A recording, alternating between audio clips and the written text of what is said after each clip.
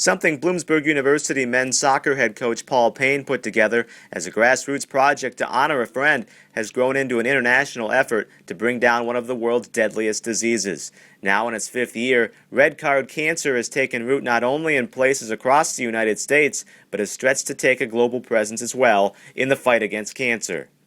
In 2007, I lost one of my closest friends and the gentleman that gave my start in college soccer, Joe Bakikio at the University of Scranton. Died of melanoma. About a year later, another good friend of mine, a member of our NSCA Board of Directors, Charlotte Moran, died of pancreatic cancer. And so we know that cancer is devastating to people, and thought the soccer community needed to have a rallying point and started something here in the PSAC on a personal level, a grassroots level. And that was in 2009. We had our first Red Card Cancer Day here at Bloomsburg and some other schools in the PSAC. And since that, 4 years later, 5 years later, it's developed into a national and actually an international organization. So something small to recognize my good friend Joe and Charlotte is developed into something we hope down the road will have a major impact in people's lives. It started on a small grassroots level, and credit all to Jared Ferreira, a former BU student, athlete here, who built our website.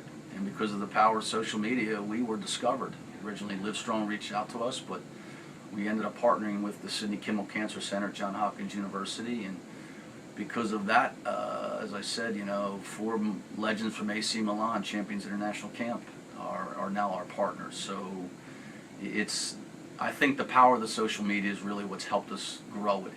Clemson University just did a fundraiser 2 weeks ago, $7,000 in one night. So it's kind of neat to see how it's growing. I think that almost becomes like a wildfire that hopefully can catch on. I mean, if you think about soccer, I mean, it's the largest youth sport in this country with over 20 million players, youth players registered. So how many aren't even registered still playing, and the number of coaches and the impact at the high school, the club, and obviously the college and pro level. It's a huge community that if you get that community rallying behind this cancer awareness campaign and cancer research campaign, it can make huge inroads in helping us cure all types of cancer, just not one or two. And I think that's the message, and especially internationally. I mean, we've already have some, you know, hands with some people in Italy and Latin America with the World Cup coming up, and it's affecting more and more people throughout the world. And the world's biggest game taking on the world's biggest disease, and hopefully red card cancer can send off cancer.